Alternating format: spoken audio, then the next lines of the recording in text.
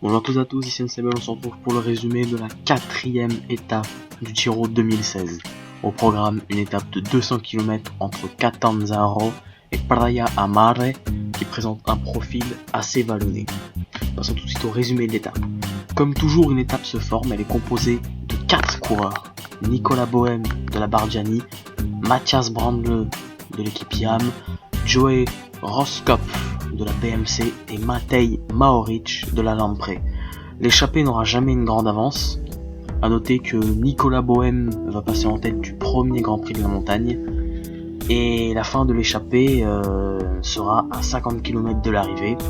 On va vite passer parce que sur la première partie il s'est pas passé grand chose et donc on arrive à 50 km de l'arrivée. Donc comme j'ai dit, l'échappée est repris et c'est là que le parcours se durcit et que les offensives pourront être relancées.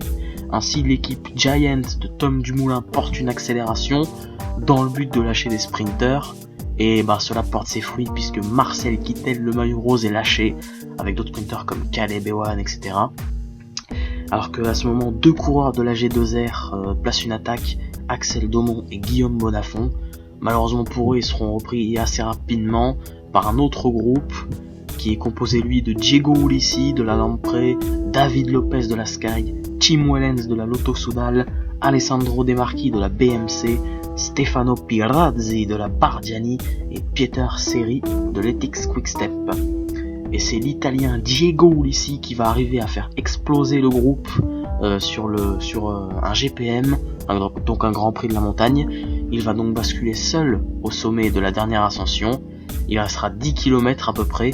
Il devra donc résister au retour du peloton du favori. Et incroyable numéro de Diego Ulissi qui arrive à garder son avance, une maigre avance, mais il y arrive et il gagne donc l'étape. Tom Dumoulin finit 2ème, il reprend donc son maillot rose.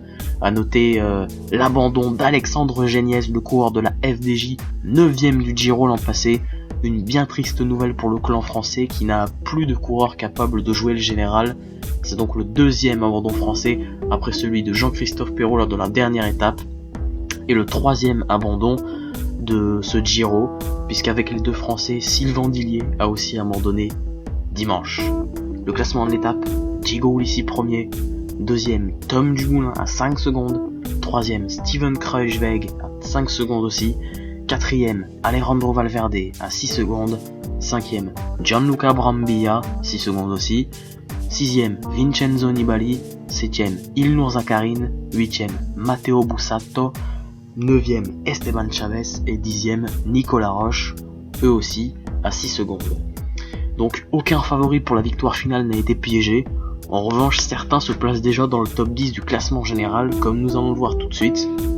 Donc le classement général, 1er Tom Dumoulin, 2ème Bob Jungels à 20 secondes, 3ème Diego Ulissi, le vainqueur du jour, dans le même temps que Jungels, 4ème Steven Kruijswijk à 24 secondes, 5ème George Preidler à 24 secondes aussi, 6ème un favori, l'italien Vincenzo Nibali à 25 secondes, 7ème Alejandro Valverde, encore un favori, à 31 secondes, 8ème le coéquipier de Nibali, Jakob Fuglsang à 35 secondes, 9ème Nicolas Roche à 37 secondes, et 10ème Esteban Chavez à 37 secondes, lui aussi.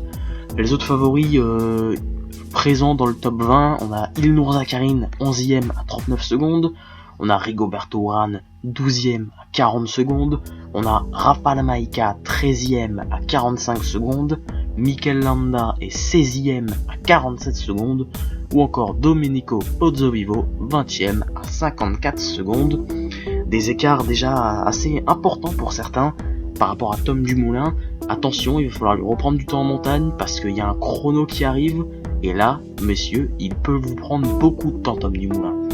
Donc, Tom Dumoulin reprend son maillot rose de leader du classement général, Marcel Kittel conserve le maillot rouge, Damiano Cunego, qui est passé en tête d'un Grand Prix de la montagne, s'empare du maillot bleu de meilleur grimpeur, et enfin, Bob Jungels prend le maillot blanc de meilleur jeune.